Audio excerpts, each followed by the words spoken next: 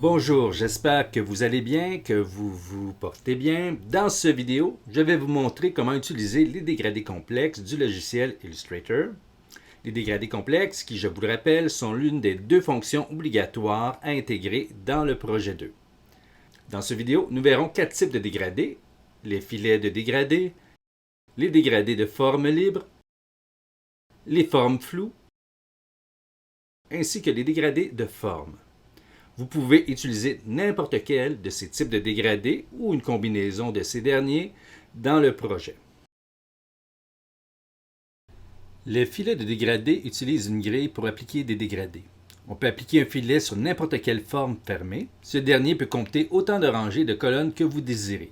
Un point d'ancrage se trouve à l'intersection de chacune de ces lignes. Vous pouvez attribuer une couleur différente à chacun de ces points. La couleur sera diffusée à partir d'un point jusqu'à la rencontre d'une couleur émise par un autre point. Vous voyez ici les exemples d'illustrations réalisées par des étudiants avec les filets.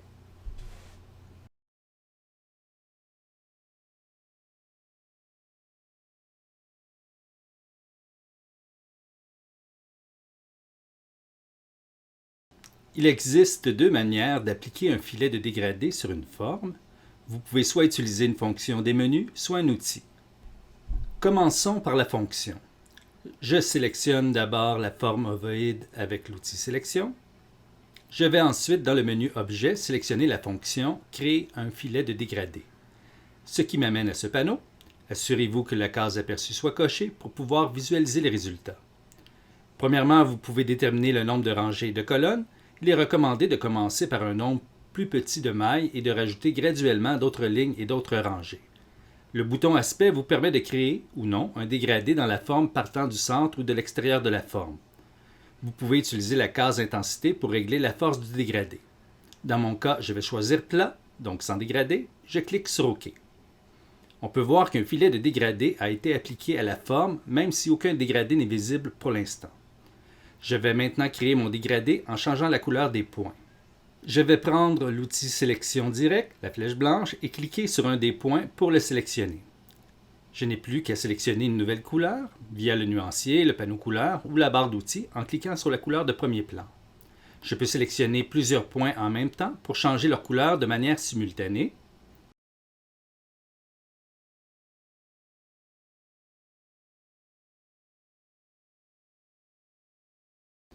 Je peux également bouger chacun de ces points pour changer l'aspect du dégradé. Vous remarquez les 4 poignées de direction qui permettent d'orienter les lignes de filet. Voyons maintenant comment utiliser l'outil Filet. Commençons par sélectionner l'outil Filet. Il est derrière l'outil Dégradé de couleur. Le principe est simple. Si je clique avec l'outil sur une forme, je vais rajouter une rangée et une colonne à cet endroit. Je peux également rajouter des lignes à une forme qui possède déjà un filet de dégradé. On peut donc utiliser de manière complémentaire la fonction des menus et l'outil. Je vais commencer par sélectionner au préalable la couleur que je veux donner au point. Je vais échantillonner la couleur du cœur avec la pipette. Je vais aller ensuite chercher une variante un peu plus pâle. Notez que je suis en mode TSL, teinte saturation luminosité. C'est un mode que j'affectionne particulièrement pour créer des variations d'une même couleur. Je clique dans la forme et voilà. À partir de là, je peux rajouter d'autres rangées et d'autres colonnes. Si je clique sur une colonne, je rajoute une rangée et inversement. Si je clique dans une zone vide, je rajoute les deux. Je peux en tout temps modifier les couleurs en utilisant l'outil Sélection directe.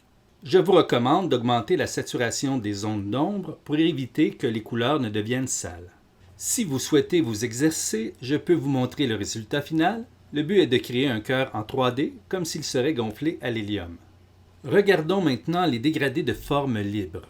C'est une nouvelle addition à Illustrator. Ils sont intégrés aux dégradés traditionnels. Si je sélectionne l'outil dégradé, vous pouvez constater qu'un troisième type de dégradé s'est rajouté dans la barre d'options.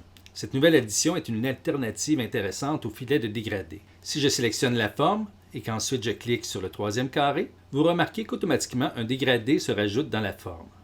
Le principe de ce dégradé est similaire au filet de dégradé. Vous avez des points qui émettent de la couleur. Ces points, vous pouvez les bouger. Vous pouvez étendre leur zone de couleur. Pour ajouter un point, vous cliquez dans la forme. Pour enlever un point, vous le glissez hors de la forme.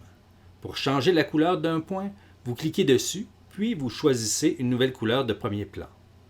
Vous avez également un mode ligne qui vous permet de relier les points sous forme de ligne.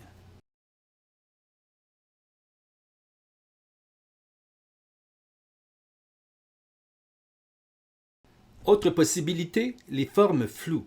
Dans certaines situations, il peut être intéressant de dessiner des formes, par exemple avec l'outil plume, et ensuite de flouer ces formes pour créer des dégradés.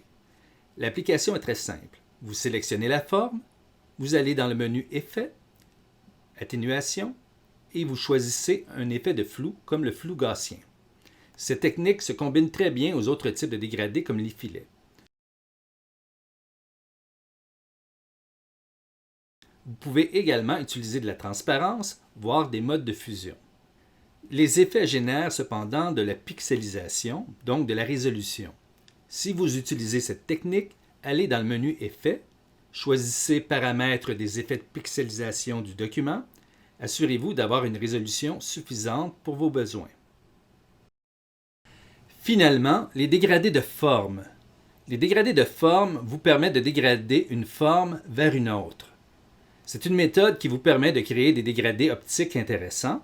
Par exemple, ici, le carré est dégradé vers le rond, la couleur des deux formes est dégradée l'une vers l'autre, de même que certains attributs comme la transparence. Maintenant, regardons comment ça fonctionne. Pour l'appliquer, vous n'avez qu'à sélectionner l'outil dégradé de forme et à cliquer sur chacune des formes que vous souhaitez dégrader entre elles. Pour l'instant, vous voyez ce qui semble être un dégradé linéaire. C'est qu'il y a tellement de formes intermédiaires qu'elles se fondent les unes dans les autres. Pour accéder aux paramètres, vous double-cliquez sur l'outil dans la barre d'outils. Il y a 3 manières de déterminer le pas. La distance, donc, entre les formes intermédiaires. Couleur lissée produit un dégradé linéaire entre les deux formes. Étape permet de déterminer le nombre de formes intermédiaires. Quant à distance, cela indique la distance qui sépare chacune des formes.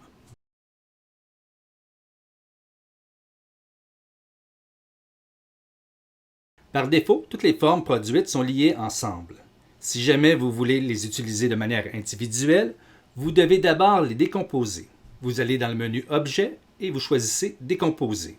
Le résultat est associé, je vais donc le dissocier. Vous voyez que maintenant, chacune des formes est indépendante.